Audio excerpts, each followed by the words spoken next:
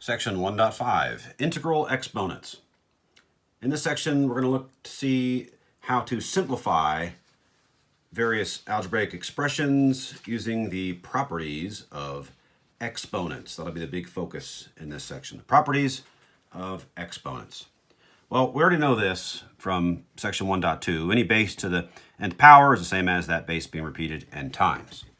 All right, so let's look at a couple of definitions. And then we'll look at some numerical examples, and then we'll get into the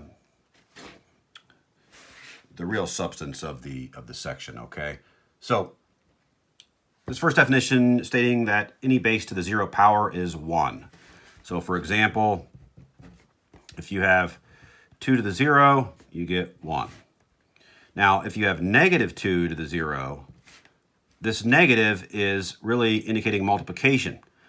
It's really indicated negative 1 times 2 to the 0 power. Well, negative 1 times 2 to the 0 power, exponents always go before multiplication. So therefore, the answer is negative 1. So note the difference between those two types. Of course, if it's numerical, you can just simply use your calculator. It doesn't matter to me. This definition tells us that any base to the negative nth power is the same as 1 over that same base to the positive nth power. Note, the negative exponent has nothing to do with the sign of the answer. In other words, it has nothing to do with changing the result to a positive or a negative. So understand if this is maybe a little bit larger, like a over b to the negative n, that means exactly the same as b over a quantity to the positive nth power. Okay. Let's first look at some basic numerical examples. Again, if it's all numerical, you can just simply use your calculator. It doesn't matter to me. This one we already talked about. This means negative 1 times 4 to the 0 power. Exponents happen first. So you bring down the negative. 4 to the 0 is 1 by definition. So negative 1 is your answer. Okay, the next one, again, you can just put this in your calculator and get 16/9. That's fine. However, I will show you what the negative 2 does here to this expression. So this expression, negative 4/3, becomes negative, the expression that was negative 3/4 becomes negative 4/3, all to the positive 2. So note what a negative exponent does to the base. At this time, you do have a quotient to a power, which means you raise the entire numerator. Negative 4 quantity squared is 16. And you raise the entire denominator also to that same power. 3 squared is 9. So 16/9 is your answer. All right, number 3. Number 3, again, you can just simply use your calculator and get 4. 4 is the correct answer here. However, let's look at this, a couple different things we could do with this. So again, what's a negative exponent do to a base? What's a negative exponent do to a base? It moves it from wherever it was to the other side of the division bar. It's inverting the base. So I could rewrite this expression as this.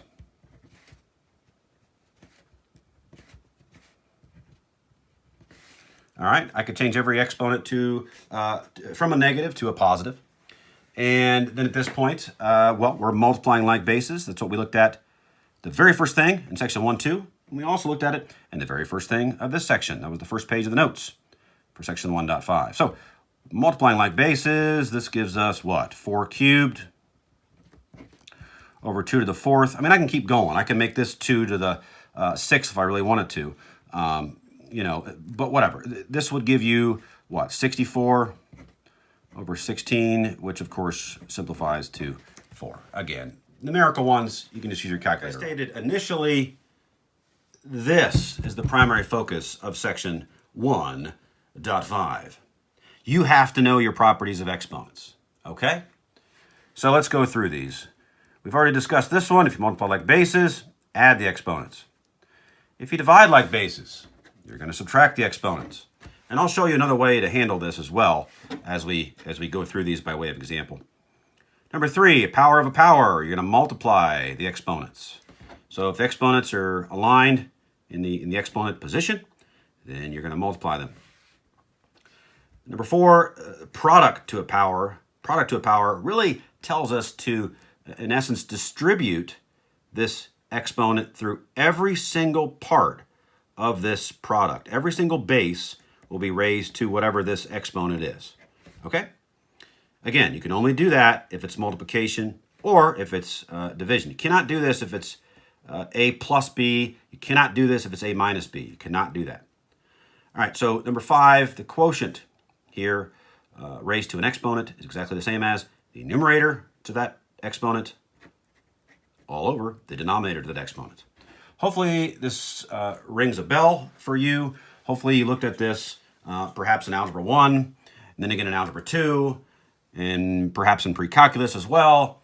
This is something that you definitely should have studied before in the past, and so I'm hoping that a lot of this will be review for you.